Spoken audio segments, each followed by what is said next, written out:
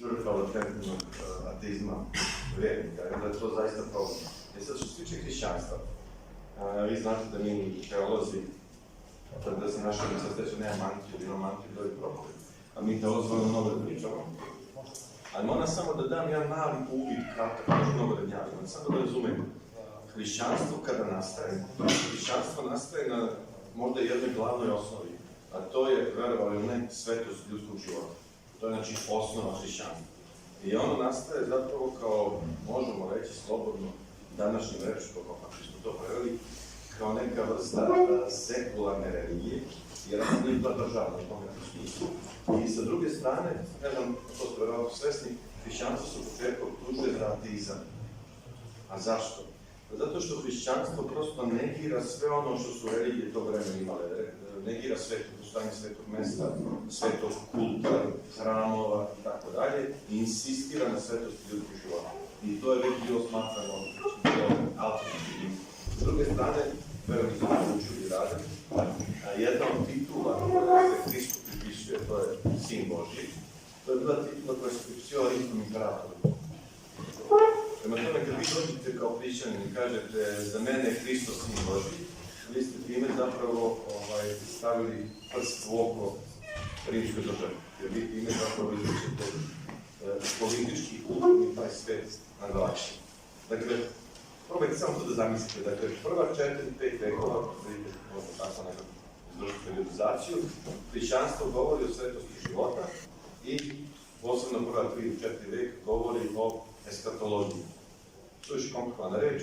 Uglavnom, eskatologija je samo da znate nada u budućnost, u dolazak tog carstva Božjeg u kome Hristos govori.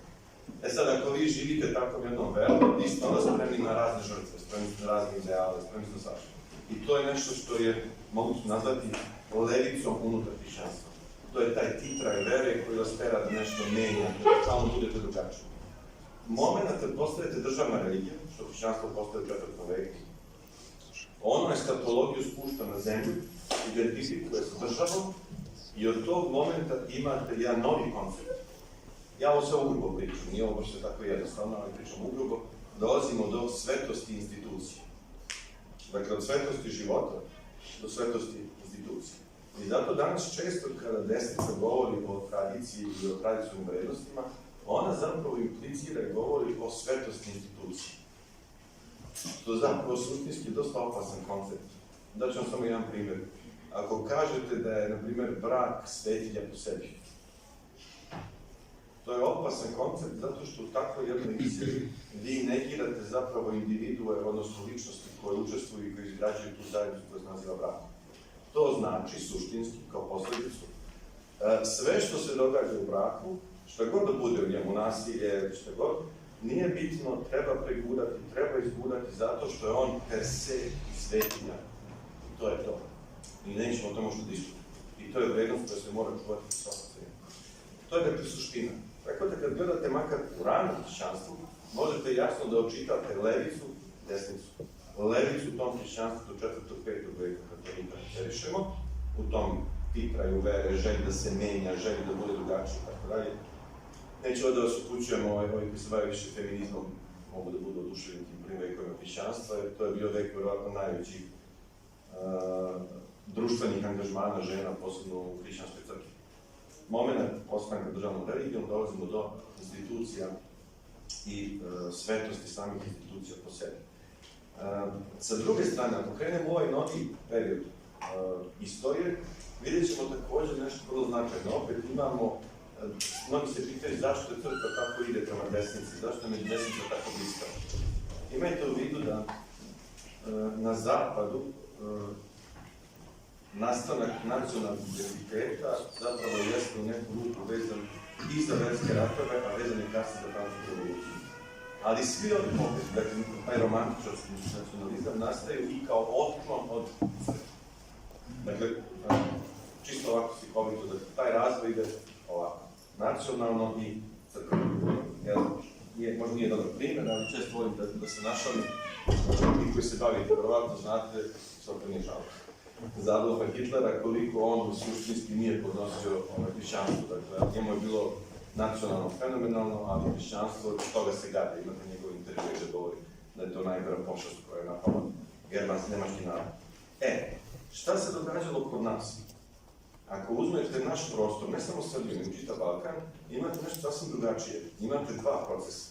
19. vijek proces oslobađanja od turske vlasti sa jedne strane, crkva u njemu aktivno učestvuje, monaštvo, sveštenstvo učestvuje u oslobodilačkim ratovima, to je napisano je dosta. To je dakle sa jedne strane, ali sa druge strane, crkva učestvuje u istovremenoj emancipaciji u smislu, verovatno neko od vas čuo taj termin, autokefalia. U 19. veku imate osamostaljivanje pravoslavnih crkava na Balkanu. Od koga? Od Carigrada. A ko je bio Carigrad? Bila je Turska imperija, bio je Carigradski patrijarh, dakle neka vrsta ropstva, kako smo mi doživljavali, duhovno i nacionalno, izvršena je kroz oslobađanje u 19. veku, te imate ova dva procesa koji idu jedan naspram drugog. I još nešto što je bitno, čini mi se, da bismo razumeli zašto je crkva toliko naklonjena, ili se tako makar osjeća desnici, jeste u tome što u našem slučaju, mi smo tu možda ne toliko specifični, možda i da smo, vi ako proučavate istoriju, vi gotovo jedini kontinuitet u nekom identitetskom smislu imate unutar crkve. Dakle, ako uzmete pad pod tursko ropstvo, imate Pećku patrijaršiju. Kada se ukida Pećka patrijaršija, vi ostajete bez crkve. Neće biti. Vi opet imate crkvu u Karlovačkoj mitropoliji. Karlovačka mitropolija opet održava identitet, održava kontinuitet. Kada dolazi do ujedinjenja, ko se ujedinjuje, opet se ujedinjuje neke crkvene zajednice 1922. i čine nam državu koju mi zovemo kasnije SHS Jugoslavije. Da li sad razumete prilike, dakle, to nešto što je usađeno u crkvenu instituciju, da ona održava neki državni kontinuitet, kako god bi to nazvali, jeste očigledno vezano i u vezi sa tom naklonjenošću i otporom prema svakoj levici koja ima za potrebu da razara državne institucije i državu. Ne ulazim u to sad da li je to dobro ili loše, želim samo da vam objasnim da razumete zašto su takvi ti procesi, zašto se to tako dešava.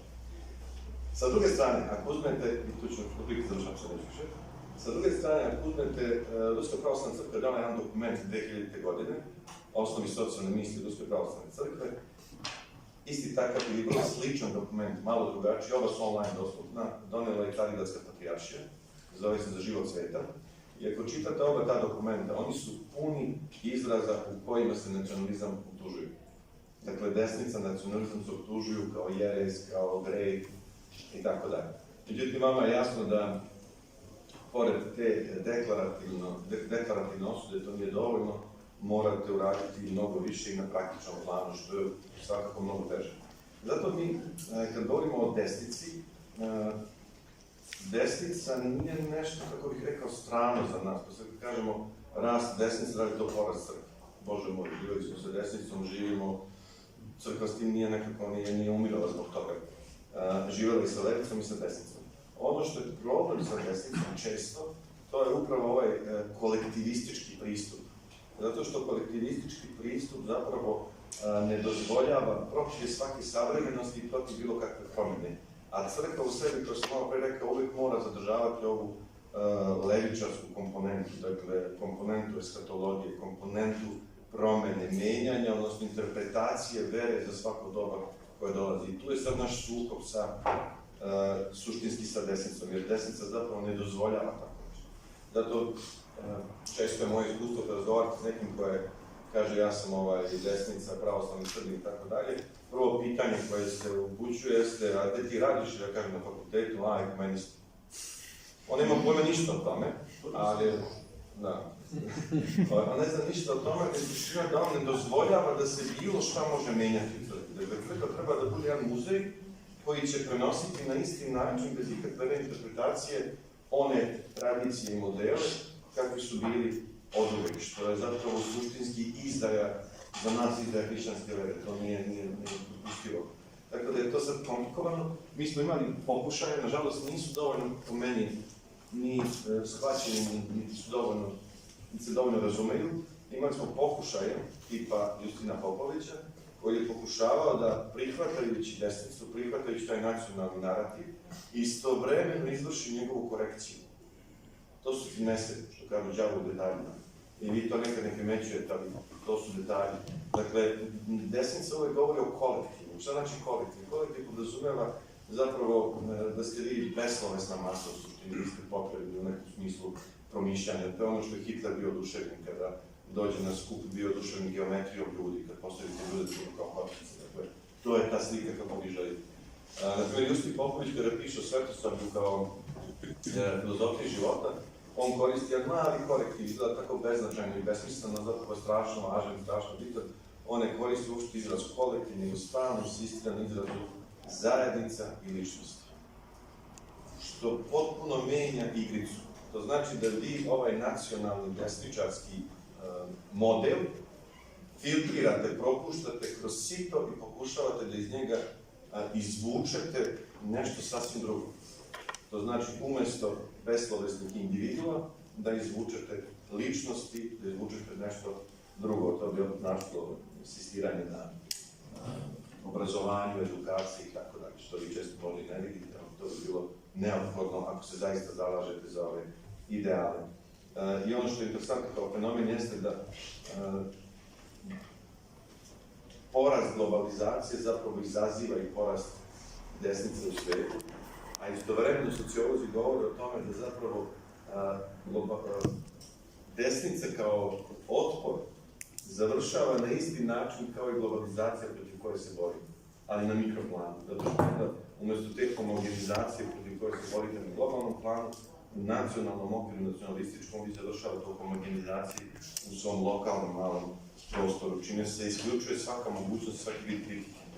Zato što kritika u tom trenutku podrazumeva izdaju.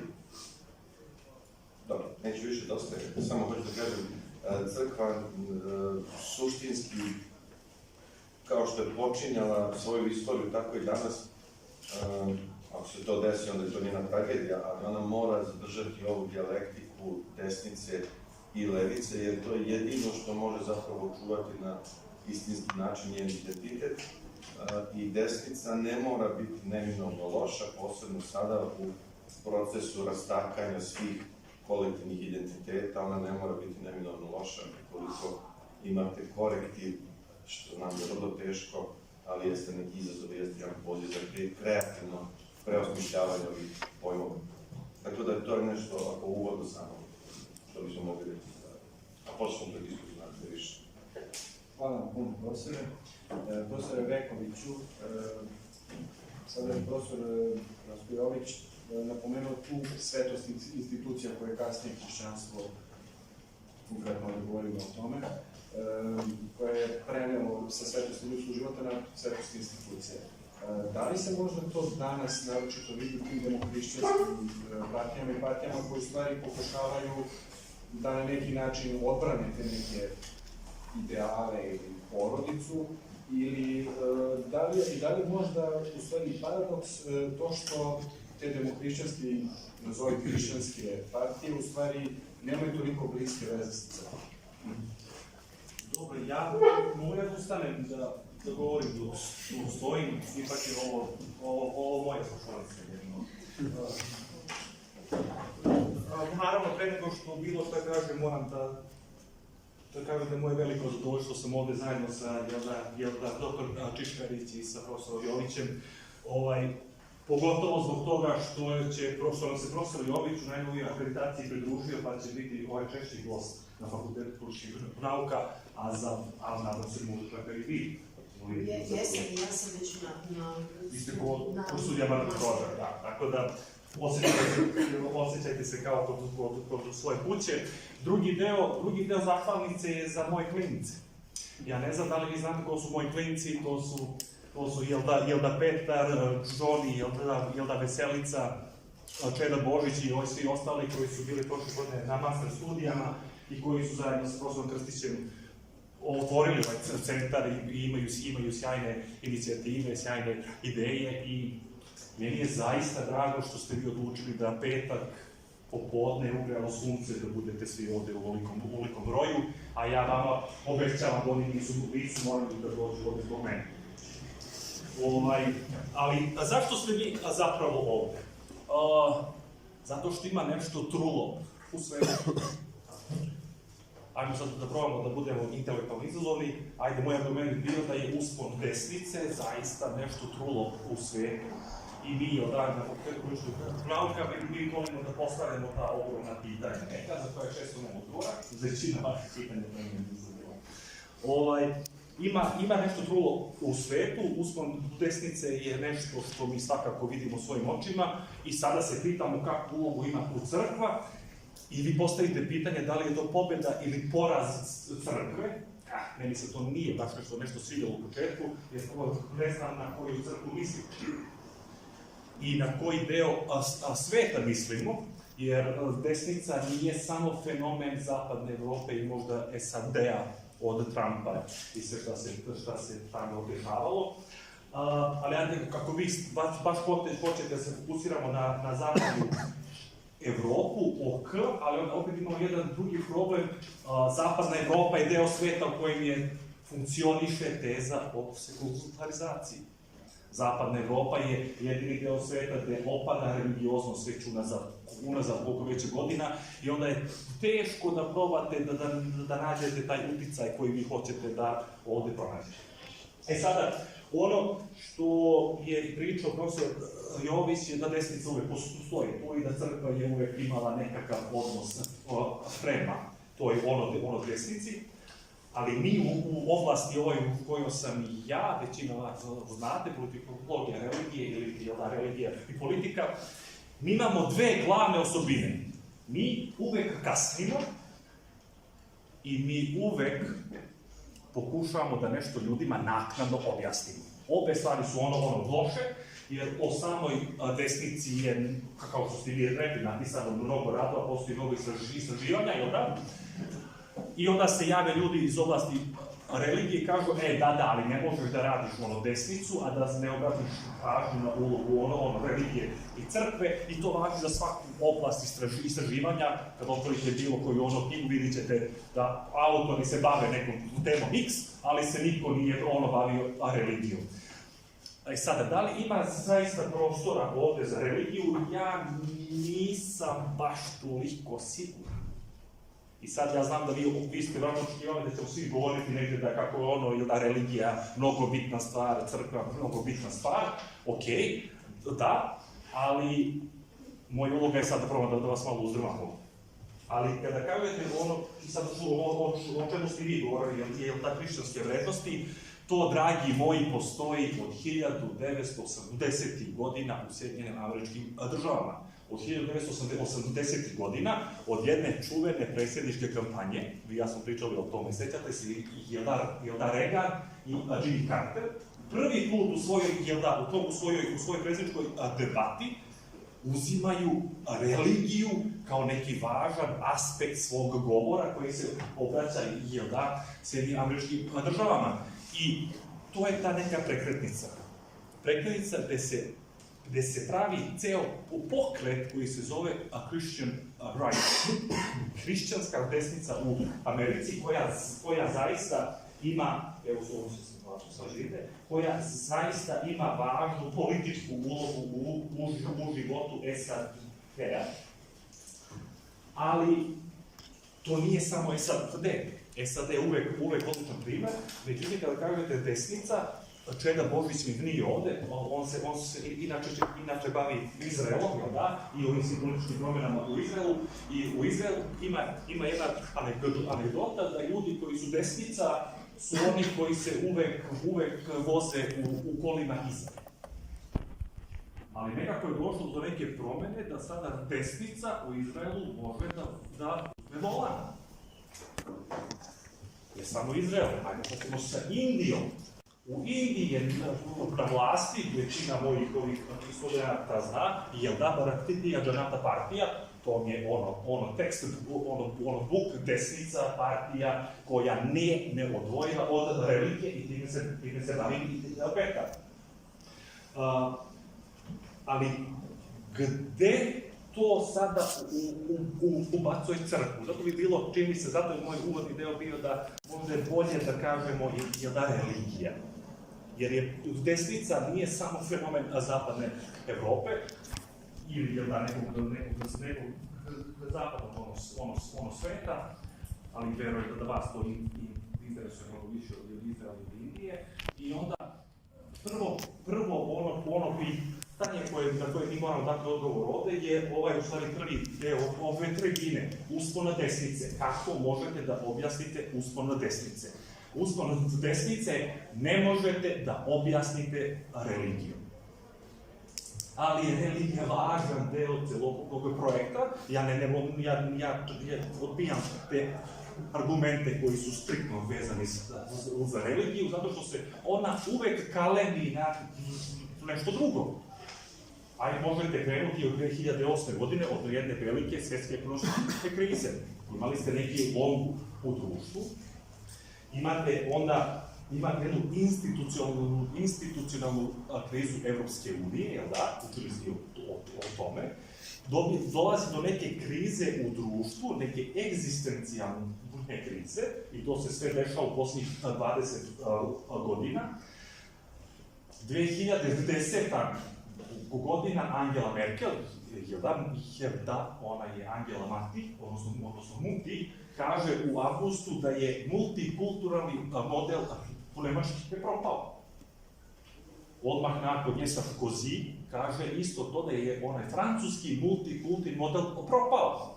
Odmah nakon njega dobijate izjavu od Davida Camerona iz Velike Britanije, kaže da nešto što mi pokušamo da uradimo ne funkcioniše institucionalno. Institucionalno ne funkcioniše i onda na to imate Trumpa, koji dobija izbore u Americi, imate Brexit, imate ono što vi zovete sada usporno desnice u gotovo celoj zapadnoj Evropi, Evropi, i meni se čini, ja se plašim da će to biti samo još jedna od ogromnih posledica celokupnog sukoba u Ukrajini. Da će sukob u Ukrajini uticati i na taj način da desnica u evropskom kongresu jača.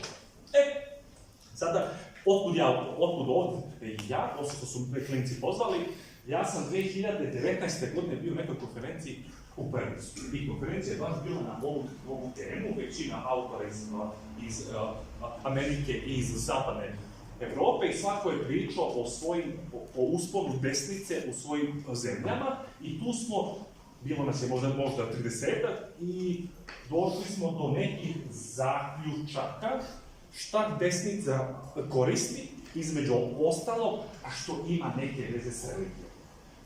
Uvek ključno pitanje, ugrožen identitet. Oni stalno misle da je nekakav identitet ugrožen, da su ugrožene nekakve vrednosti za koje oni tvrde da su tradicionalne, da su neke moralne vrednosti, su ugrožene, i naravno, dragi moji, imate sukob sa ISIS-om, Middle East, imate migrante, ogromni broj migranata sa Middle Easta koji idu ka Evropi, i onda desnice savremene nema bez ključnog pitanja imigracije. I to vam je, recimo, 3 neke tačkice oko kojih možete probati da objasnite Brexit. Sad, kako to ima veze sa religijom, ako govorimo o identitetu, o vrednostima nekakvim u društvu, i ako govorimo o imigraciji, toga u Izraelu nema. U Izraelu je ključno pitanje identitetsko i bezbednost. U Indiji je potpuno drugačija priča, gde je ta celokupna desnica se fokusira oko jednog ključnog pitanja, to je identitet. A Srbiji? Šta može da opiše od ove 3 stvari za desnicu u Srbiji? To je jedno super pitanje, ja bih volio da više pričamo o tome ovde kasnije, u nekim pitanjima i odgovorima. Ali ima jedna stvar koja je mnogo zanimljiva kada govorite o crkvi hrišćanskoj i o desnici. A to je jedan čuveni autor iz oblasti, Jose Casanova, nadam se da je većina vas čula, ko nije sledeće godine obavezan predmet. Jose Casanova kaže, u svetu zbog uspona desnice dolazi do unholy alliances, do nesvetih saveza. Imate jedan kongres koji se zove Svetski kongres za porodicu. Oni misle da je to stvarno nešto ugrožena porodica, neka, ili neke porodične vrednosti, ili tradicionalne vrednosti, zovite to kako god hoćete. I na jednom od tih sastanaka iz 2005. godine iz Poljske, zamislite ko episkop Ruske pravoslavne crkve Ilarion izlazi sa idejom da Ruska pravoslavna crkva mora da štiti nekakve tradicionalne vrednosti protiv izazova koji dolaze iz zapadne Evrope. I oni kažu ovako decidno da su glavni izazovi individualizam i ljudska prava, možete misliti. I to ne bi sad, kada vi posmatrate iz ovog ugla, vi vidite, većina možda vas vidi Rusku pravoslavnu crkvu kao neku konzervativnu organizaciju, ali znate koji je bio tada glavni saveznik 2005. Vatikan, odnosno rimokatolička crkva, i ja sada neću da uvredim nikog ovde, ali tvrde neki ljudi da je najveći živi hrišćanski teolog, jel da papa, Benedikt XVI, da, Ratzinger, neću da se uvredim, koji je pre nego što je postao papa bio predsjednik kongregacije za odbranu vere, jel da, to su ta moralna pitanja unutar crkve, i prave savez sa američkim evangelicima. To ono šta je tu, što u stvari meni zanimljivo, da više nisu bitne razlike ove filiokve i ne znam ni sam šta, neke teološke razlike, nego smo se mi ujedinili, napravili smo savez protiv nekog zajedničkog neprijatelja. I to je taj ogromni potencijal koji onda desnica može da iskoristi iz religije. Ali, evo, završit ću sada na kraju sa tim, i ovo je na granici da bude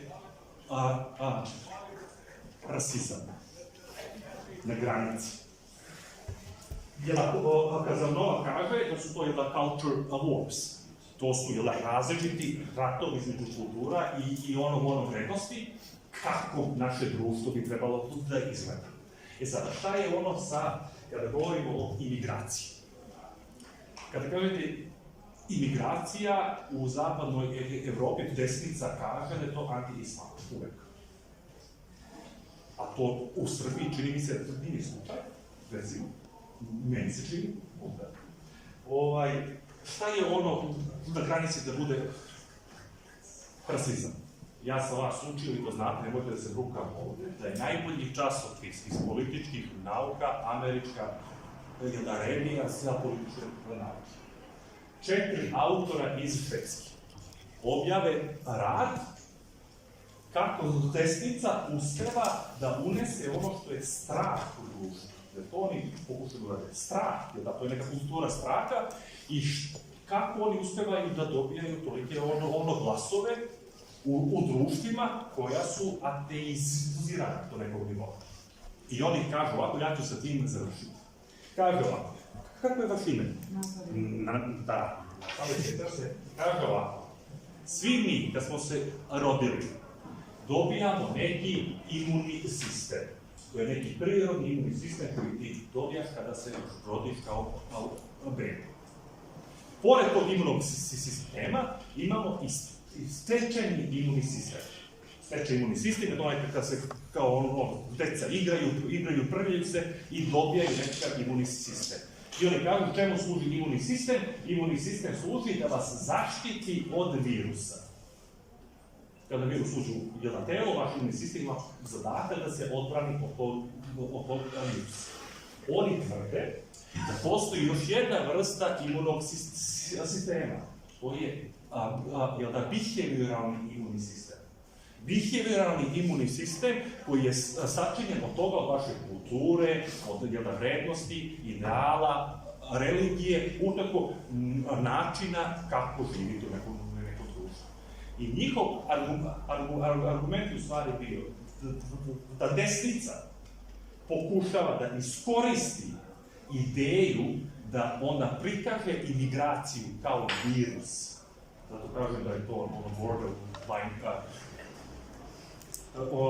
rasizam. Zašto je mnogo ljudi u zapadnoj Evropi protiv imigracije? to je za desnicu u zapadnoj Evropi ključno pitanje. Ja sad ostavljam ovde i nadam se da ćemo pričati malo više o tome. Hvala. Hvala vam, profesore. I za kraj, dr. Ljiljana Čičkerić, i pre početka ovog razgovora imali smo jednu diskusiju o u stvari uticaju žena i tome da su žene u stvari na čelu tih desničarskih pokreta koji danas vladaju Evropom. Imali smo primer Marine Le Pen koja nije pobedila na izborima, ali bila je jako blizu. Giorgia Meloni s druge strane je sada na vlasti u Italiji, u Švedskoj takođe imamo pobedu desnih partija. Danska isto čini mi se da je na vlasti centristička partija u koja ide na desno. Tako da, po vašem nekom sudu, kakva je uloga žena u, da kažemo, pobijanju barijera pobeda u tim izborima i kakva je perspektiva i budućnost desničkih partija i žena?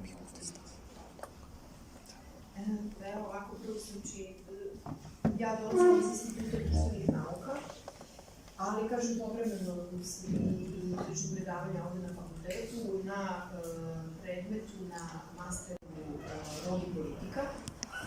Pa je evo meni zapao zapravo ovaj deo, ovaj segment koji je vezan za žene i za desnicu, zapravo za učešće žena, veće učešće žena u desničarskim pokretima, populističkim, radikalnim, znači različitim vrstama, da kažem, organizacija i pokreta.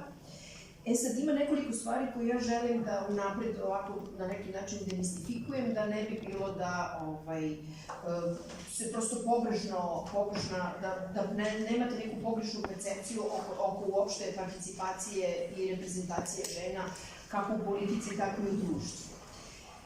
Ono što je bitno, znači, do pojave veće participacije žena generalno je došlo u poslednjih, recimo, možda 2 decenije, znači na globalnom nivou, posebno u politici. Naravno i u ekonomiji, znači taj proces zapravo nekog usporu, samo što to ide naravno mnogo sporije. Što se tiče same politike, mi već danas, znači, imamo dosta solidan broj žena, kako u parlamentima, tako u pojedinim vladama, pojedinih na nacionalnom nivou, pa čak i na globalnom, čak i na ovom nivou Evropske unije, znači institucije Evropske unije. Tako da ne bih sad ovde akcentovala, znači da sad ima jako, ne znam, izuzetno veliki broj žena na desnici i u desnim strankama. Znači, generalno ih ima više. E sad, ono što je bitno za desne stranke i uopšte te populističke, radikalne, je zapravo to što one tamo dobijaju više prostora. Što ovako malo paradoksalno zvuči kad se kaže, obzirom da se feministički pokret već, da kažem, čitav niz decenija bori zapravo za poboljšanje položaja žena u društvu, a mi sad prosto imamo te radikalne i desničarske stranke i pokrete koje nekako u prvi plan, koji favorizuju žene i nekako u prvi plan postavljaju znači te ženske figure koje zapravo i imaju, u tom smislu zapravo imaju nositeljke su određene moći, znači političke moći pre svega, a naravno i ekonomski koja prati zapravo taj rad uopšte u politici. Tako da želim prvo, znači, s tog stanovišta, sad zašto se to dešava? To se dešava upravo sad, da se naslonim na ovo što su kolege malo pre govorile o tim tradicionalnim vrednostima, znači čitavom tom korpusu vrednosti, koji se pre svega, znači o revitalizaciji na neki način tih vrednosti, koji se pre svega odnose na porodični kompleks pitanja, pitanje porodice, pitanja žene, pitanje reprodukcije, znači reprodukcije zapravo u društvu, odnosa prema ženskom telu i naravno tu bi sad moglo da se nadoveže jedan čitav kompleks pitanja vezanih za da kažem depriviranu populaciju seksualnih manjina. To nekako ide u paketu i nekako sa desnicom ide i ceo taj korpus, znači LGBT tema, vezan za LGBT populaciju, a s druge strane i znači vezan za žene i zapravo položaj žene i pre svega tu treba naglasiti tu glavnu funkciju na koju, najviše tu glavnu kartu zapravo na koju igra desničarska ideologija, a to je zapravo ta figura majčinstva, figure žene kao majke, pre svega na neki način majke, znači nacije, nositeljke, stuba porodice, znači figure koja je najviše zadužena za socijalizaciju, vaspitavanje dece, socijalizaciju, školovanja. Mi smo radili, mislim, dosta veliki broj istraživanja govori o tome da majke zapravo imaju i u porodici veći uticaj na prenošenje političkih stavova od očeva. I to smo naročito, recimo, primetili kad smo radili istraživanja vezana za studentsku populaciju, na primjer, ono 90-ih kad su bila one, da kažem, protesti. I pošto smo istraživali te studentske lidere u to vreme i njihov porodični background, onda smo prosto videli da postoji ta neka tendencija da se nekako politički stavovi i vrednosti lakše prenose, znači, sa majke nego sa oca. Znači, to je jedno od objašnjenja. Sledeće objašnjenje je to da kako ćete drugačije vi zapravo promovisati, kako ćete drugačije na najbolji način promovisati celu tu agendu vezanu za tradicionalnu porodicu i za tradicionalne, da kažem, sistem vrednosti vezan za reprodukciju, odnos prema abortusu, odnos prema seksualnim manjinama i tako dalje, nego što ćete to putem ženske figure. Prosto žene su u tom smislu i favorizovane u desničarskim strankama, zato što one na najbolji način mogu da prenesu zapravo tu ideološku, da kažem, i propagandističku matricu. I to one vrlo uspešno rade, što je vrlo interesantno. Znači, mi imamo danas, recimo u Evropi, dosta veliki broj tih desničarskih partija gde su liderke žene. To se upravo radi, znači, iz tih razloga kako bi one na neki način, znači, mobilizovale zapravo žensko biračko telo, obzirom da znamo da je u strukturi zapravo biračkog tela žene, kad god dolazi zapravo do izvesnih zapravo pomeranja, znači u tim političkim, da kažem, ideološkim stavovima, onda žene igraju vrlo bitnu ulogu zapravo u tim procesima, kao što je, recimo, i kod nas bio slučaj. Tako da su one prosto gurnute u prvi plan i one to rade na vrlo jedan vešt, perfidan način, mogu da kažem, znači vrlo dobro upakovan. Znači, prosto se napravi jedan propagandni materijal, recimo, evo primjera, na primjer, stranke za alternativu u Nemačkoj, koja isto na čelu ima jednu ekipu, ali između ostalog, znači, tu je jedna vodećih figura i žena. Oni su imali u svojoj propagandnoj spotu, imali su jedan slogan, nismo feministkinje zato što je nama posao u domaćinstvu plaćen i profesionalno. Znači, tu one praktično preuzimaju jedan, da kažem, segment iz matrice, znači, levih i socijaldemokratskih, iz agende socijaldemokratskih partija, jer kao što znamo, feministički pokret se već, ili pokreti se već, da kažem, dugi niz decenija bavi zapravo tim pitanjem profesionalizacije domaćeg rada i rada u kući. Pre svega, znači, neplaćenog rada u kući koji predstavlja najveći teret, znači, za žensko stanovništvo, za žensku populaciju. I u tom smislu, znači, oni preuzimaju zapravo tu agendu, ali na vrlo vešt način, znači, izvrću, prosto je, da kažem,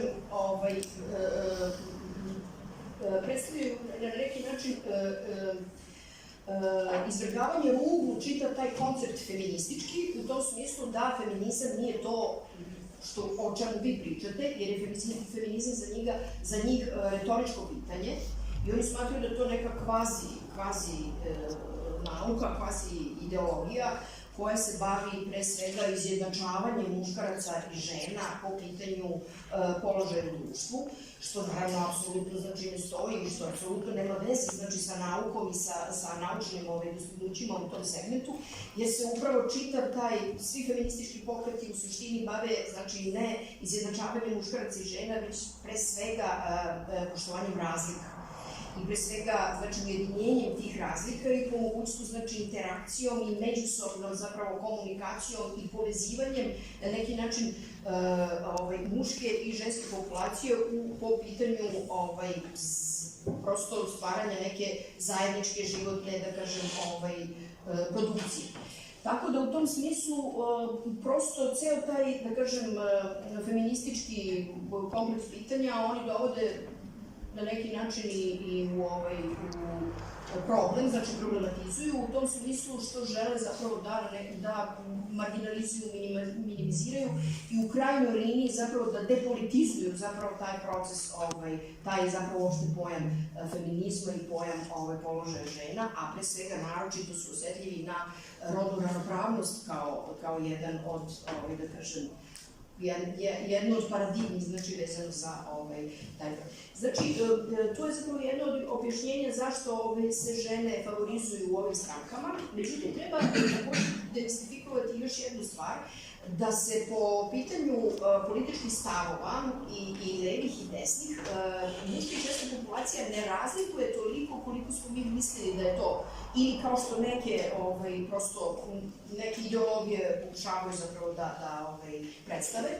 Jer su istraživanja, recimo čak za ovo, na primjer za Trumpov izbor u Americi, pokazala da među ženama, znači čak 53% belih žena je glasalo za Trumpa u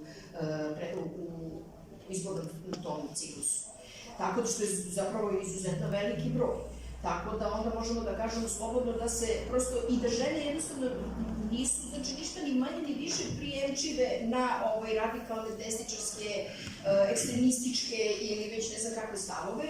Prosto i u jednoj i u drugoj, znači, populaciji vi imate otprilike, znači, jedan isti procenat zapravo, znači, tih, da kažem, ljudi koji su prosto prijemčivi, znači, za te desne ideologije, znači, i desne stavove.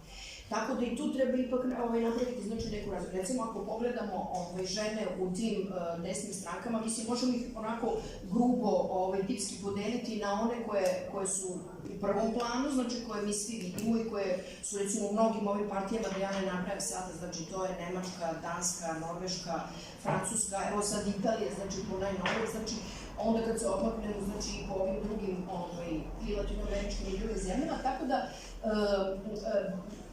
bitno je zapravo shvatiti da to što su žene zapravo u prvom planu predstavlja zapravo samo jedan vid zapravo te njihove reprezentacije. Postoji i delovanje, ili kako da kažem, taj ženski aktivizam koji je u drugom planu i koji nije toliko vidljiv, ili je možda malo skriven, znači u pozadini, to su razne zapravo društvene organizacije, zatim društvene pokreti, koji su možda i tajni ili nisu toliko vidljivi, i na kraju imamo i ženski aktivizam u terorističkim organizacijama, koji je takođe vrlo prisutan, samo što je on do njega najteže doći, teško ga je proučavati, ali prosto treba imati u vidu da se žene angažuju, znači, i na tim poljima, tako da to nije ono, kao što je uvreženo mišljenje jedno vreme bilo, da su žene prosto naklonjene, ne znam, pacifističkim, socijaldemokratskim uverenjima koje su više vezane, znači, za levi, da kažem, taj neki segment političkog spektra. Takođe, želim da se nadovežem na ovo što su kolege malo pre rekla, a to su, znači, ove krize koje su nas prosto zahvatile na globalnom nivou. One su se takođe reflektovale i opet na, da kažem, položaj žena, a samim tim i prosto prijemčivost za desne ideologije i stavove i aktivizam. Pre svega, ta ekonomska zapravo kriza, deprivacija koja je zavladala zapravo na globalnom nivou, ali dosta je izražena u evropskim društvima, taj prosto neki prekarni sistem zapravo vrednosti koji sve više zahvata, znači te segmente društva koji su na marginama, koji su opterećeni, znači, ekonomskim i socijalnim problemima, taj segment je dosta feminiziran. Što znači da tu veći je broj žena koje, recimo, ostaju bez posla, koje odlaze sa tržišta rada, koje su jednohraniteljske, znači, porodice gde su one zapravo izdržavaju decu, znači, samostalno, ili su, recimo, pod određenim, znači, socijalnim beneficijama i tako dalje, tako da su to te, da kažem, strukture koje na neki način su prijemčive za tu agendu o ženama majkama i ženama hraniteljicama porodice i pre svega ženama koje su na neki način deluju u društvu u očuvanju ili prosto njihova funkcija u društvu je očuvanje nacije i reprodukcija nacije. I oni smatraju da ti deprivirani klubovi zapravo smatraju da je to možda i jedina uloga koja je njima preostala, a koja im se vrednuje. Budući da im je ovo ostalo, znači sve duboko ugroženo, znači jedino još što se njima vrednuje, to je taj neki povratak majčinstvu, povratak tim nekim porodičnim vrednostima i prosto smatraju da tu imaju neki respekt koji bi trebali da imaju. E sad, pošto ovi nude takvu zapravo jednu agendu, sasvim je razumljivo zapravo što oni imaju onda i veliki broj glasača među tom populacijom, znači među tim strukturama. E sad, još jedna važna stvar je kad su žene u pitanju i kad je u pitanju desnica, znači one se, postoji zapravo i taj jedan, znači, skriveni segment, a to je što žene u velikom broju, znači ne treba, takođe treba na neki način demistifikovati i tu zabludu da su žene nedovoljno zainteresovane za politiku ili pak da nisu politički angažovane. One mogu delovati, znači, kao što sam rekla, iz pozadine, znači, indirektno, pre svega podržavanjem stavova svojih muževa, sinova, očeva i tako dalje. Tako da i u samoj politici mi imamo vrlo čest je taj model da se žene pre svega iz porodičnih razloga angažuju, kao što je recimo u Francuskoj ovaj slučaj gde je ćerka, znači, nastavila zapravo taj neki, da kažem, politički angažman oca. Dosta često to imamo u Latinskoj Americi, znači gde se prosto nastavlja, da kažem, i politički angažman, ali prosto se tu uzima u obzir i taj ekonomski i socijalni kapital koji nosi zapravo taj politički angažman i koji onda nasleđuju, obično ako nema sinova, tu su ćerke ili su žene, pa tako imamo i predsjednice na tim položajima i tako dalje, to nije A kad je recimo o ovoj sadašnjoj premijerki Italije, na primer, reč, njen je slučaj zapravo onako, da kažem, eto baš paradigmatičan. Ona je iz jednohraniteljske porodice, znači sa majkom je odrasla, u Rimu je i od 15. godine je ona angažovana u politici i to pre svega u ovoj partiji koja na neki način sebe smatra naslednikom Mussolinijeve, da kažem, politike iz onog, znači, predratnog perioda u Italiji. Inače, moramo znati i to, da ta politika i da danas ima pristalicu u Italiji, pogotovo u ovom južnom delu, kad vi odete recimo Napolj ili ceo taj deo dole, mislim, vi ćete vidjeti da su oni poprilično naklonjeni, znači, i da Mussolini nema tu taj značaj i nema tu, da kažem, taj oreol za kojega mi smatramo i kako ga mi zapravo vrednujemo. Ali, mislim, prosto treba shvatiti, znači, da u svakom društvu, da to nije ništa specifično ni za Srbiju, ni za Evropu, ni prosto u svakom društvu ćete naći, znači, taj određeni segment populacije, to otprilike ide do nekih 10% koji su baš, da kažem, desničarski nastrojeni. Recimo, mi smo, ako ćemo da se osvrnemo na Srbiju, imali i kod nas radikalnu stranku, koja takođe dolazila, znači, do tog nekog, da kažem,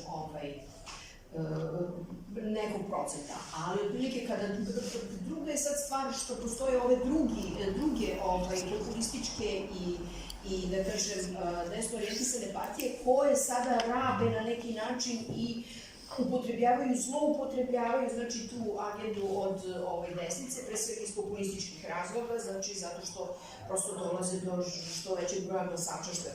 I naravno treba uzeti u obzir i ovu migrantsku komponentu, koja je takođe jedna od ključnih u ovom. Recimo, ako analiziramo ove govore koje je imala Meloni, to je baš onako zvučalo drastično još pre izbora, kada je ona govorila da je ono baš protiv migranata i da to treba zaustaviti i da je to problem. Međutim, šta se dešava? Ona je sada izabrana, znači došla je na vlast, međutim i njena, da kažem, njen diskurs i njena retorika je poprično ublažena.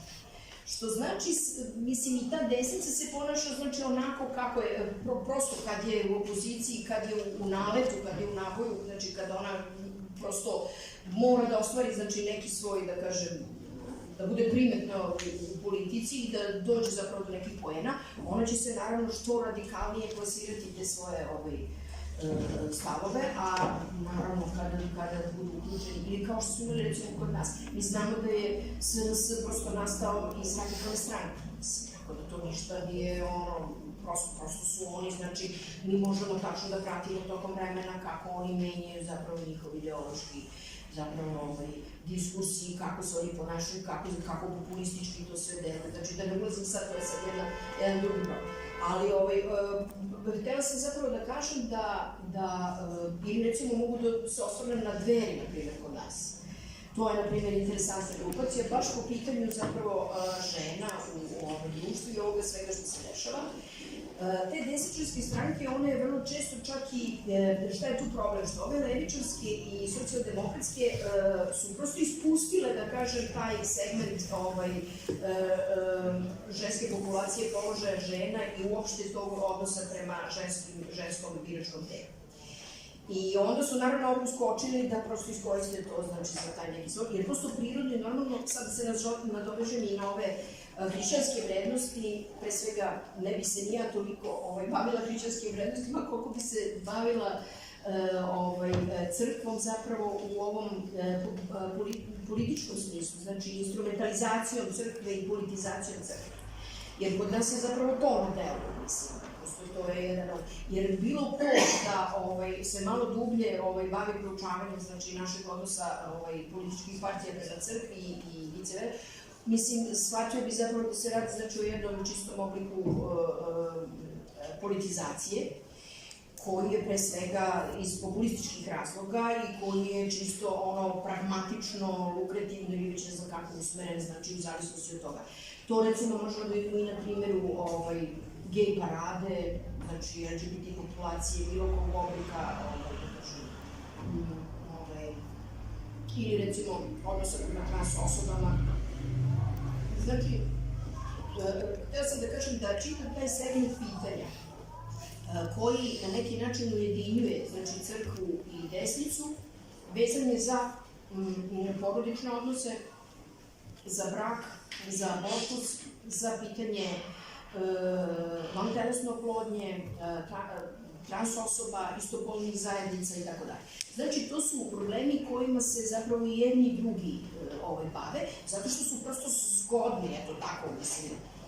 Zgodni su kada je reč o bilo kakvom, da kažem, privlačenju ove publike i manipulaciji sa političkim javnim telom, tako da mislim, eto ja više ne bih više mogu da pričamo. Hvala. Hvala. Sada želeo da dam, posle ćemo pitanje publika, ali želeo bih i vama da dam možda priliku da replicirate na nešto što su ostali govornici do sada govorili. Tako da, profesor Joviću, možda sa vama da počnu, pošto ste prvi govorili. Hvala. Ja prosto nisam mogao da popamtim baš sve što je rečeno.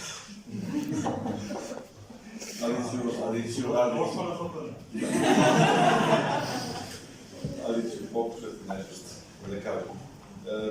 Prvo, bez da ulazim u neku žestoku diskusiju, tako da je što ja rekao na početku već da, nažalost, ili na sreću, meni se više dopada odnos određene dijalektike između desnice i levice. Dakle, ne smatram ni da je sama levica po sebi dobra, niti sama desnica. Tako da kada čujem, Marko je počeo šta je to trulo kada desnica jača, ja bih nekad pitao šta je to trulo kada levica jača. Zato što imali ste kroz istoriju levicu koja je bila teško da možete da razlikujete šta je tu bolje naproti, bilo je vrlo gore.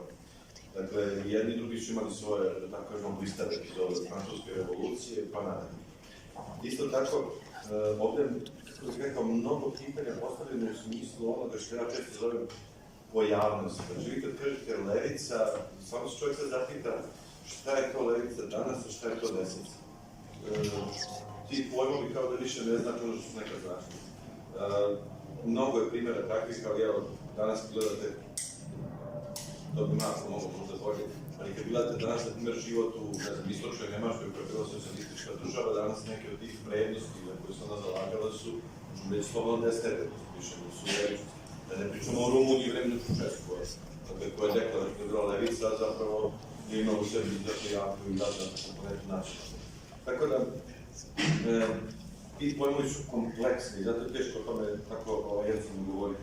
Isto kad govorimo o opadanju religioznosti u Evropi, čuli ste već vjerojatno, mislim, Velika Britanija isto 49%, znači to 50%. Sad ono što je zanimljivo za Evropu, i to ono što sam pokušao malo pre da vam isto govorim, zašto je Francuska revolucija doživjela crkvu kao glavnog protivnika, a ona se istovremeno zalagala za bratstvo, jedinstvo, za prava ljudi, slobode i tako dalje. Pa zato što je crkva na isti način, ugrađujući sebe u to društvo i razvijajući to društvo, smatrala da je napad na državu, napad na ono što je ona gradila kroz vekove. I prirodno je bilo da će crkva u Francuskoj revoluciji biti, katolička crkva govorimo, biti za desnicu u tom smislu. Sad nešto da kažem, ali nešto misao. Suština je samo u tome da, rekao bih, da moramo zadržati studiju.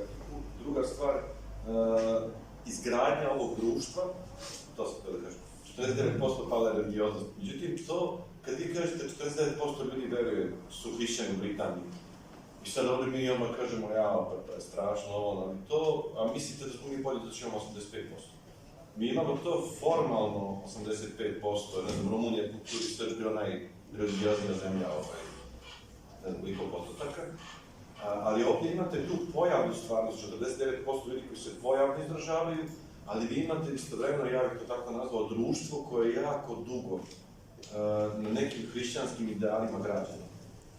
I tako je izgrađeno da ti ljudi čak ne mogu da kažu da su hrišćani, mogu da su ateisti.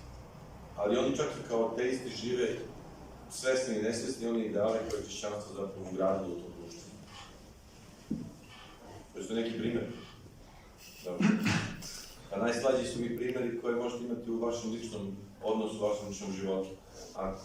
Naravno, ovo je stvarno malo karikiran i globaliziran, ali uzmite, ako odete u bolnicu, neku nemačku, ili odete u neku našu bolnicu, deklarativno u našoj bolnici imat ćete ikone, doktore, sise krste, sve ikona, kapela i tako dalje, ali će vas dočekati, ne znam ja, medicinska sestra koja je tog jutra iznervirana, koju ne zanimate u životu, koja je gruba, neprijatna, doktora koga ne može da vidite, ne može da upatite i tako dalje. Mnogi koji su bili u bolnici imali su takva iskustva. Ali ako pitate te ljude šta su, oni će vam reći da su hrišćani pravoslavci da uredno slave i slavu ljude. Dok ako završite u nekoj bolnici u Nemačkoj, ti ljudi vam neće reći da su hrišćani, možda neće imati ni krst, ni bilo kakvu oznaku, ali će njihov odnos prema vama možda mnogo više ispoljavati ove hrišćanske ideale nego što je to slučaj sa nekome ko se makar deklarativno izjašnjava kao hrišćani. Tako da u tom smislu moramo biti obazili kad govorimo o tome, da su mi se mnogo nekad radimo, ako kažemo Evropa propada, gotovo je sve, nema hrišćanstva tamo, a ovdje se puca hrišćanstvo, ovdje ubijamo spomenika. Tako da tu treba biti malo oprezan i ne znam, sad da, Marko je rekao ujedinjenjem katoličke crkve i protestanta konzervativnih, on je tu potpuno pravo, međutim to nije do kraja slika, što sad evo ja sam proglašen ekumenistom. Ako odete u Svetski savjet crkava, Svetski savjet crkava trenutno ima negdje oko 350 zajednica, ako nije nešto povećano, 353 zajednice. Svetski savjet crkava, možemo slovno reći, izrazito levičarski. I kod njega izrazito levica prevladava, tako da nije baš sve tako. Također istorijski, ako pratite, ali ste to verovatno već učili, u Latinskoj Americi ta čuvena epizoda sa teologijom oslobođenja, međutim ta teologija oslobođenja i dalje nije toliko više popularna, ali nije mrtva. Dakle, i dalje se objavljuju knjige na čuvene izdavačke kuće Orbis Books, i dalje objavljuju sada je izašla knjiga mog prijatelja, zove se Teologija migracije. Znači, mi sad pričamo ovdje kako je migracija, izraz, itd., ali imate teolog, već katolički teolog, objavio je knjigu o teologiji migracije, jer je sam 10 godina bio na granici sa Meksikom i tamo se bavio tim ljudima i tako dalje. Dakle, on vidi sebe, ne možete reći za njega da je on levičar, on je katolički teolog, vrlo je tradicionalno u nekom smislu, ali on sebe doživljava da upravo ukorenjenost njegova u katoličkoj crkvi jeste njegov preduslov da bude levičar na praktičnom planu u vezi sa identitetom. To vam je taj spoj nekih među jednog i drugog. Tako da, borba za identitet ovdje je pomenuta. Pa ne bih rekao da je to specialitet desnice, mislim da to sad i levica obila to koristi, da je borba za identitet, mislim, glavna borba koja se trenutno odvija. Ne možda ovdje, mi smo još malo kasnimo, ali svako od vas koji ima YouTube može vrlo rado da da gleda ove kanale, ne znam, CNN, Fox i tako dalje, i pratite te vesti, vidite da su to sada glavne borbe. Skoro sam dobio neki video za američku mornaricu, kako treba da znaju da se ponašaju i ophodove sa rodnom ravnošću i rodnim identitetima. Tako da i jedni i drugi koriste slična sredstva, nije to baš toliko, da kažemo, različito i drugačije. Da. A ovo što će da, ovdje je pomenuto crkva protiv abortusa i tako dalje. E sad, možda... Da. E sad moramo samo možda malo da razlikujemo neke stvari, a to je da... Svašta rečemo. Samo ako, što se tiče politike, odnosa politike i crkve, makar u posljednja 2 veka, stalno postoji ova krilatica da se crkva ne meša u politiku. Ja obožavam tu krilaticu. A zapravo je suština da je bilo fenomenalno kad bi malo država nas ostalo na miru. Znači, pre će biti da je drugi odnos. Dakle, od vremena, vi se ono niste bavili s tom istorijom, ali ovdje vidim novi teolog, od 19. veka, kada ste imali i monarhiju i Karađorđevića i Obrenovića, vi ste imali smenu kompletnog episkopata pravoslavne crkve krajem 19. veka, zamenu podobnim ljudima. To nije bio komunizam, nije bio socijalizam, to je bila, dakle, monarhija.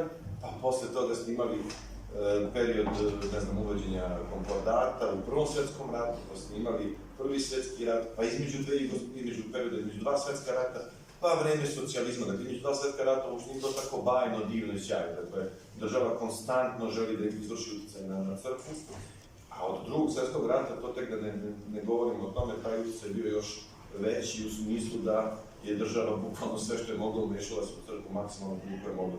Tako da, ovo je sad možda period u kome crkva treba da nauči da konačno ne bude, kao što je rečeno, instrumentalizovana na takav jedan način. Međutim, pitanje abortusa nije pitanje političko, to je samo hoću da kažem.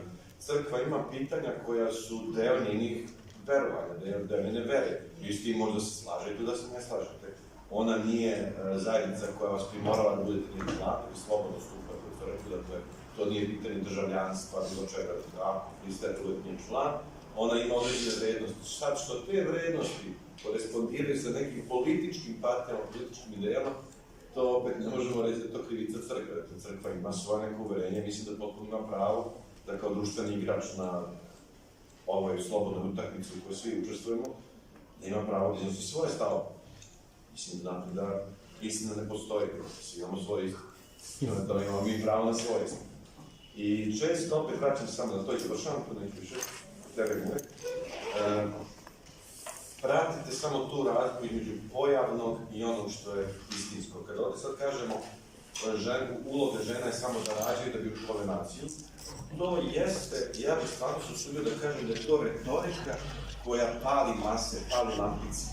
Međutim, iza toga možemo diskutovati i reći da postoji i vrlo racionalna razlog za jednu takvu ideju. Ako pratite bilo koju ekonomiju, ekonomija u kojoj nemate mlade ljude, takva ekonomija ne može da postoji. Dakle, rađanje dece možete da interpretirate kao deo identiteta, nacije i tako dalje. Da, vršnost ekonomiju. Naprimjer. Da. Meni je to fascinantno, kad gledate, ne znam, komši, to je simpatično, kako mi nemamo što će taj međuzavisnosti, kad se komšije bune što, ne znam, penzioneri se bune što deca nekome gore točkaraju u zgradi, a istovremeno ne razmišlja da na ekonomskom planu upravo ta deca stvaraju kapital koji će njemu dati penziju. Mislim, to je nevjerojatno kako mi, a vamo se kunemo kako hoćemo mnogo dece i kako hoćemo da majke rađaju, pri tome sam mislila da to što te majke koje rađaju mi njima zapravo ne mogućavamo ništa na državi ih ostavi na milost nekosti. Ali samo hoću reći, moramo praviti razliku između vere, u smislu dubokog promišljanja o nekim teološkim stvarima i političkih partija koje često se nakače na ove ideje i guraju tu priču, ali ta priča ne... Mislim, crkva stvarno mora biti malo tu veštija, da se otkače od tih šina i da pokaže da su te stvari malo drugačije u našem nekom viđenju stvari. To je to. Hvala. Četiri se. Ja se osjećam ovdje kao da slušam kasetu Apostine. Isuse Hriste, što ne je popravljeno. Radi sve u kodne parati.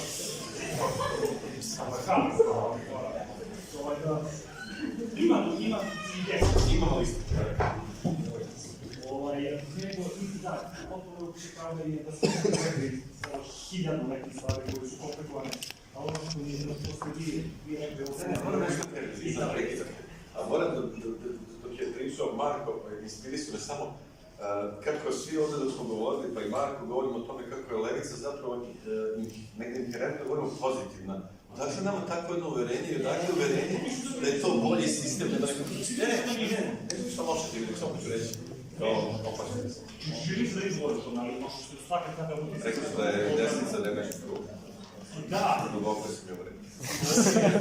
Zato ćemo se s tim, ali ajde probamo, što vi imate neko pitanje ovdje. Pitanje da li je to pobjeda ili poraz za crkve, desnica. Ja zaista mislim da je taj zagrljaj desnice crkve vrlo opasan za crkvu. Jer ako crkva ima neke probleme u društvu s kojima želi da se sukobi, njen saveznik nije desnici. Mislim da iz tog odnosa može samo da graniči crkva. To je moja neka, to je moja nego ono što su rekao da onaj ljudi tamo je i da tamo ljudi neki ljudi jedno dva a onda se vi rekli da je ono pitamo o istočno Nemačkoj, ja sam probao jedno vreme u Erfurtu, Erfurt je glavni grad Turingije, a Turingija, jedna oblast u Nemačkoj je baza AfD. I to je to, vi to vidite očima svoji, da ovo bi podržavaju, rekao, i ideju ono fašizma, ta ideja što je živa. I ono nacizma, iako to nije trulo, ja ne znam šta. Nego sam, šta sam htio, imao sam par pitanja i kod vas, kad ste pričali kako se desnica, kada se ponaša specifično kada je opozicija, a onda može za nešto promeniti. I Italija je sjajan primjer. U Italiji nismo bili s očekivali da će baš toliko čvrsto da budu pod sankcije Rusije, da podržaju sve, ali mi se podržali kao svaki ključni akter, oportuno. Oportuno, i ako je za njih, to je možda moja neka ideja, ako je za njih savez nekih poznacijama navoda sa crkvom oportuno, oni će iskoristiti. Ako oni će da otkaže crkvu bez možda problema. Ali, bilo je tu još nekih važnih stvari, ajde, pošto smo se čini se složili negdje da političke partije, ajde političke elite u Srbiji, pokušaju da iskoriste crkvu na ovaj ili onaj način. Ja sam skeptičan od toga koliko su oni uspešni u tome, vrlo sam skeptičan, ali vi ste spomenuli da onda ruska da crkva ima neku osnovu socijalne doktrine. A zašto se ne? I eto, to bi bilo možda pitanje za vas, da li bi dobro bilo za društvo da SPC ima neku osnovu društvenog učenja, pa neka bude političkog učenja, i da na taj način da jedan znak ili termin postavite na njih. Ali meni se čini zbog celokupne istorije koju mi imamo ovdje da će to biti vrlo teško, jer nemojte zaboraviti da jedan od najvećih ustupaka crkvi nije odradio Sloban nego Đinđić. Da, onu jedan nastavu koju ste vi imali u školama, mi misli, jedna versku nastavu je prihvatio Đinđić. Jer i on je video da crkva zaista nekakav potencijal ima politički. To ministar Milošević pomirio srpsku crkvu. Dobro, to je drugo pitanje, ali za vreme 90-ih crkva ima neke zahteve prema državi. Zahtev je prema državi koje slobo se vreme... I nastoji obnovu hrama. Jeste, to je drugo, da. Ali je sad ovako, znači, to je pitanje za nas, da zašto crkva nema ili da bi bilo dobro, ali bi imao bilo kakvog efekta. A za vas imam onda pošto mislim da smo vi ono posmatrali istraživanje za Trumpa i da, pazite, Trump je sve samo nije osoba koja podržava tradicionalne hrišćanske vrednosti. Njegov život, koji mi ja znamo sve, jasno to pokazuje. Ali opet istraživanje pokazuje da je više od 50 ili 52% žena ne podržava. I imate tu i u Zapadnoj Evropi da žene podržavaju i rezultate partije. I sad, moje pitanje za vas, ali imamo li istraživanja o tome da li su to žene, koje je njihovo stepen obrazovanja, koje su godine, gdje su udate rana, i najvažnije pitanje rodna religioznost. Jer imamo neku ideju da su žene religioznije od ovog muškog pola. Da, to sva istraživanja pokazuju, pa sam samo hteo da li ima takve istraživanja, verovatno ne ima, ja nisam to upatio, kako ono prosječni ženski jedan glasač Trumpa, ili bilo koji neke partije koje je tu izgleda ta osoba, i jedan mi se uveli s tim da sada desnica pokušava da izbaci žene u ono ili ono red, meni se čini da je to klasična politička strategija. Klasična politička strategija da vi izbacite da žene opet odajete drugačiji kontrol o vladu. Jer to je toliko od mene kratko. Ja sam nisam čuo za Pavla, što ste rekli to? Milošević je do patrijarha Pavla postavio na to mesto. Mislim, ne verujete valjda da je stalno izvučen iz šešira najbolji prijatelj od oca Slobodana Miloševića. Ovo je na nivou Balkanika.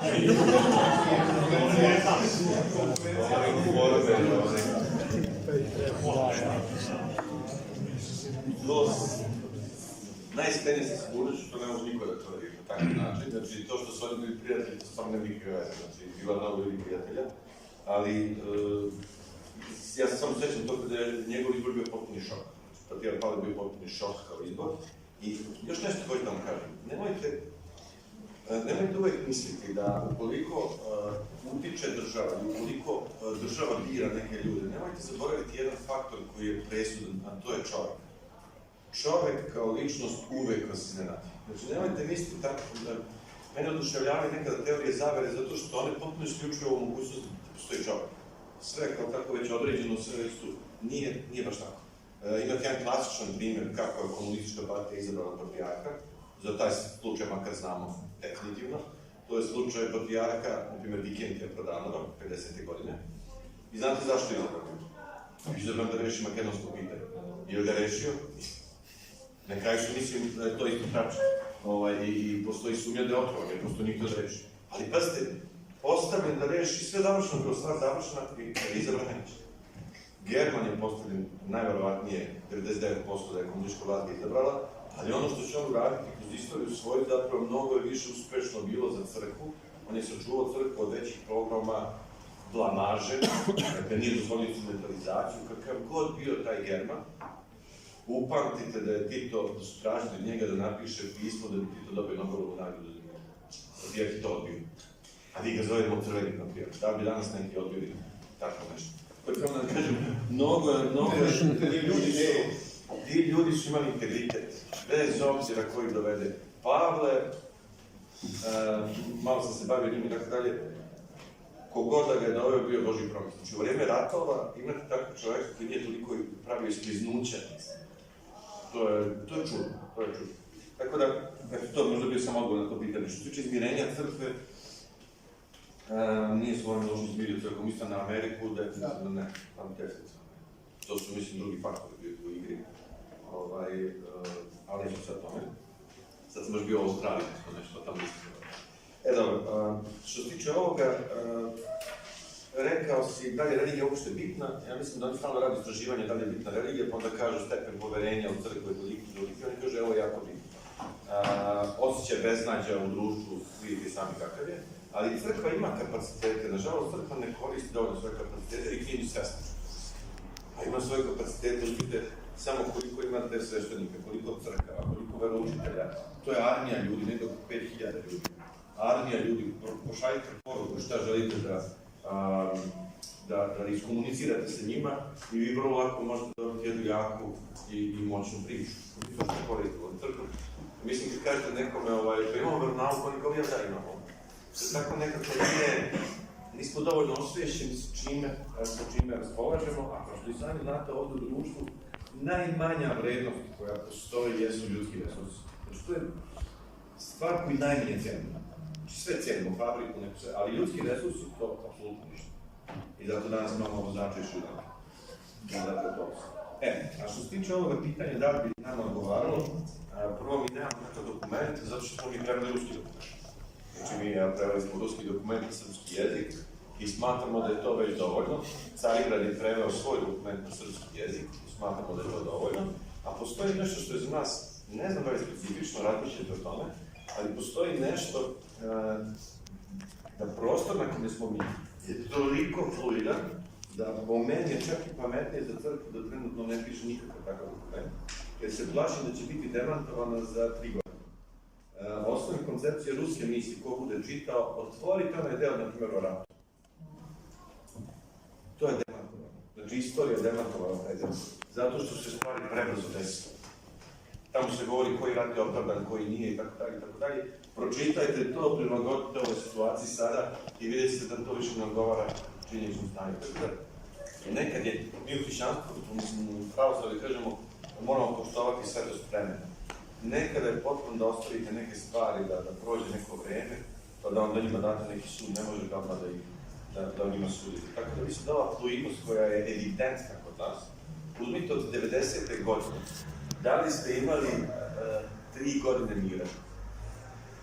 A da nije bio neki haos, neko ludilo i tako dalje. Posledno govorimo o srpskoj crkvi. Neću da znam što je predno, ali je to nam treba da ne postoji dan da nije bilo nekakve predno. Imate vi nešto repliku na ovo? Evo ja samo da odgovorim kolegi, znači vezano ovo za Trumpove glasače i za žene, zna se tačno znači, koje su rad u Americi, to da kažem, do savršenstva dovedeno, znači istraživanje javnog mnjenja vezano znači, za izbore, predizbore, cikluse i tako dalje.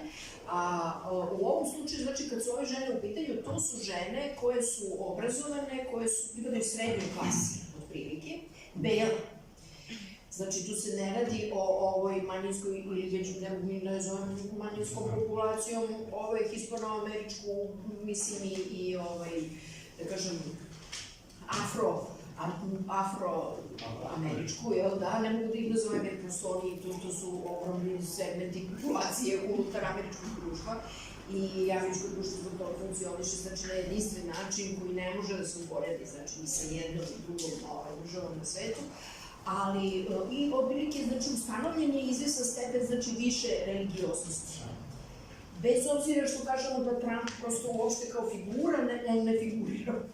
On figura potpuno suprotno, pogotovo ako pomenemo njegove, da kažem, izbore za mis i takve neke stvari. Mislim, znači ono potpuno afere brakovi i uopšte ceo njegov background i žena koja ga prati i ostalo. Znači kad uzmemo to sve kao uopšte taj njegov pakovanje to njegovo, znači ne.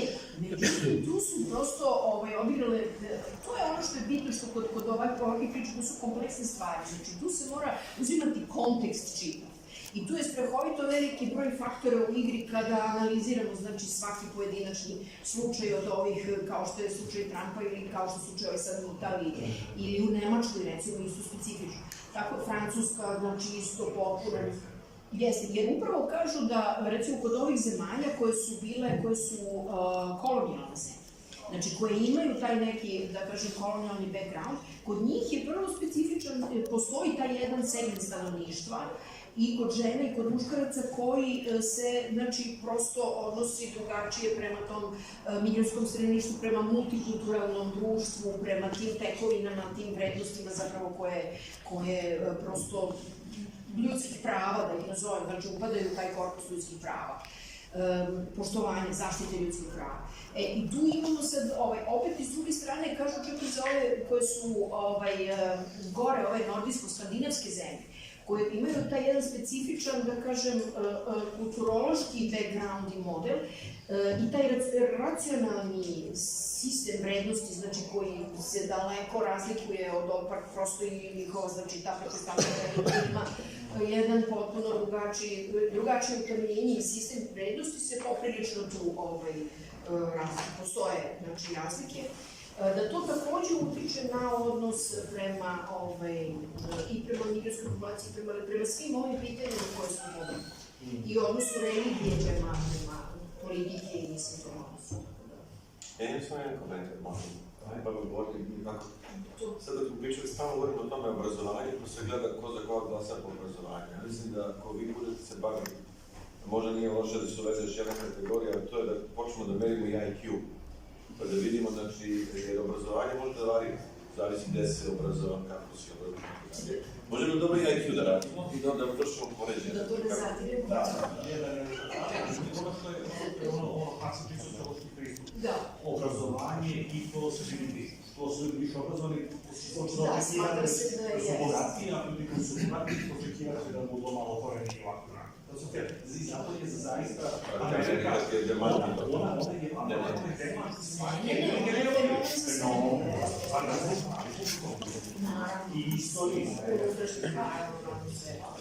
I tog Melvin Pota, mislim, I ove mogu da pričam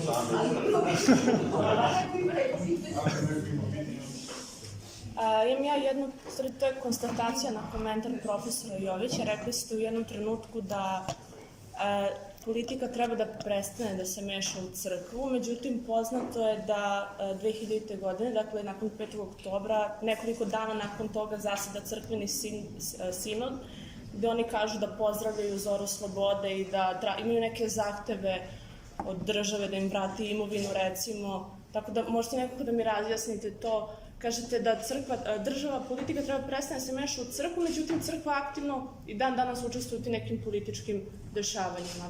Tu je prisutno. Dobro, možda sam rekao pogrešno, ja sam reći država se meša u crkvu, ne politika. I druga stvar, malo je kompleksno sad, objektivno kompleksno, da pričamo o svim detaljima, međutim ovde postoji neko razmišljanje o tome i to je dodatno da crkva kao društveni igrač nema pravo da iskazuje svoje mišljenje. Njena mišljenja mogu imati političke implikacije i ne moraju, dakle, to je pravo bilo koga, bilo koje, opet sad vidite, nevladne organizacije, svako ima pravo na to. Prema tome crkva kada to govori, ona nije rekla, zamislite ovako rekla, zamislite, da je rekla, dočekali smo Dan slobode, hvala DOS-u, političkim partijama, Dušanu Mihajloviću posebno.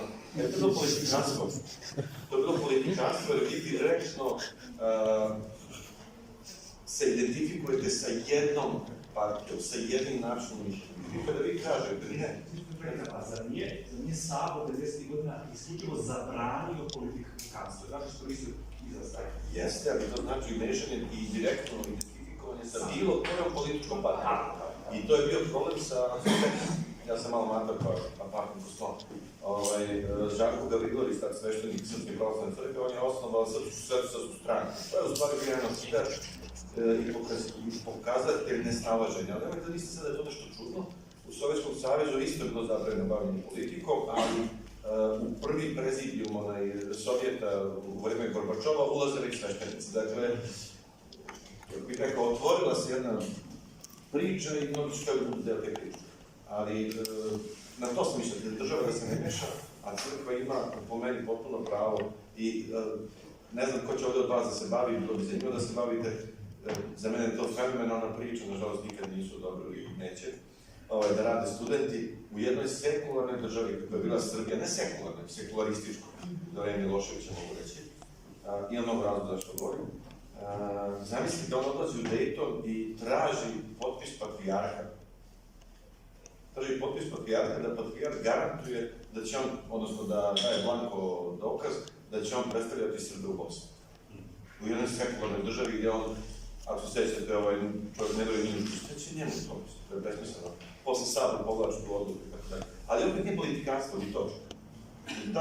To dejstvovanje je bilo u vezi sa Daytonom i sa donošenje mira u Bosni i Hercegovini. Tako da, opet, nije možda najbolji primjer za politikanstvo, a kad se desi politikanstvo, a dešava se, onda je to izdaja vrednosti, jer hrišćani, mislim, crkva samo ne smije da bude partij, to se ne smije desiti. Pitanje za profesora Vekovića, pomenuo je uspon desnice u Srbiji. Možda se čini kao najveći razlog uspona desnice u Srbiji pitanje nacionalnog opstanka, oko pitanja Kosova, oko pitanja srpskog naroda u Crnoj Gori, oko Republike Srpske. Šta još možemo pored tih pitanja da kažemo kao razlog uspona desnice u Srbiji i kako vi vidite te razloge, da li su oni najvažniji? Znači, imamo ovde problem sa nekim terminima što koristimo, da li je to desnica ili je to populizam. Ali jedno i drugo, znači oni prave svoju kampanju na osnovu toga što imaš jasno neprijatelje. Nikada nismo krivi mi, neko je drugi kriv. Zato sam ja rekao nekog uvodu, čini mi se da je u zapadnoj Evropi između ostali su krivi i migranti. Oni će dođu u našu zemlju. I to je uvek anti-islam. Meni se čini da desnica u Srbiji, ko je u stvari desnica? Mi smo onda izgubili sad su svi jednake to. Ima neko istraživanje, potpuno je čitati, imati grupa okupacija. Ali čini se ako je... Nešto je dobro zabranjeno.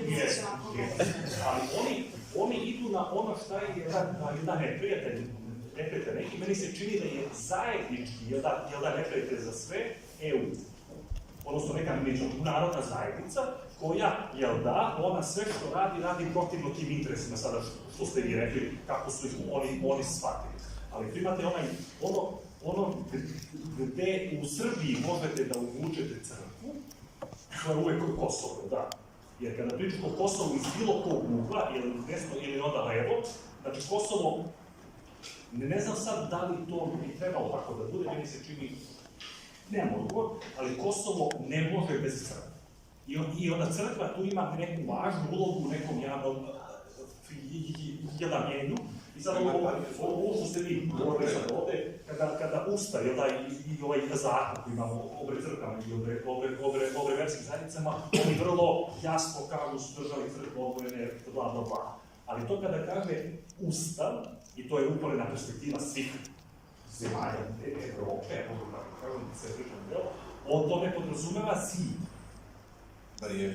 To podrazumeva čak da postoji, sećamo se, učili smo, uzajamna tolerancija. Da su to dva aktera i mi hteli to da prihvatimo ili ne, ali SPC je jedan važan deo civilnog društva Srbije.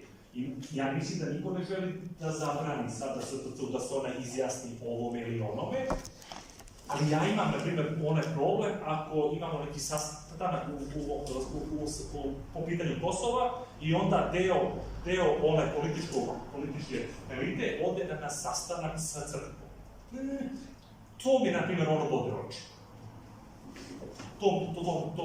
Ono meni bode oči i naravno desnica, na ono pitanje koje ste vi imali, ima jedno ogromno Pew istraživanje. I Pew istraživanje između ostalog pita ovo. Da li se slažete da Rusija ima obavezu da štiti moralne i druge interese u istočnoj i centralnoj Evropi? Preko 70% ljudi u Srbiji se sa tim slažu. I onda je, ako je neprijatelj EU ili neka zla zajednica, ko nam je on prijatelj, ko je on Rusija, to će biti Kina, Indija, zovite to kako dođete. Kažete? Pretpostavljamo oni koji nas nisu do sada ubijali, jer smo oni raskojili. Dobro, da, okej, mislim, možda tako da mi tako... Evropska unija nam je rastorila SFRJ, više puta smo ratovali sa njima, bombardovali su nas, ima da je logično da su nam prijatelji oni s kojima nisu. Da, ali nisu onda levici, nisu i ono desnici. Ispadate čini mi se iz Kina ovde, ali da, ja se s vama slažem da je to jedan narativ. To je narativ koji ima, ne znam kako je ovo, ne može ovo. Ne može. Prošla vremena previše. Hvala vam svakako, izvinjam se. Ovo bih ja verujem da imamo malo više vremena. Hvala vam više.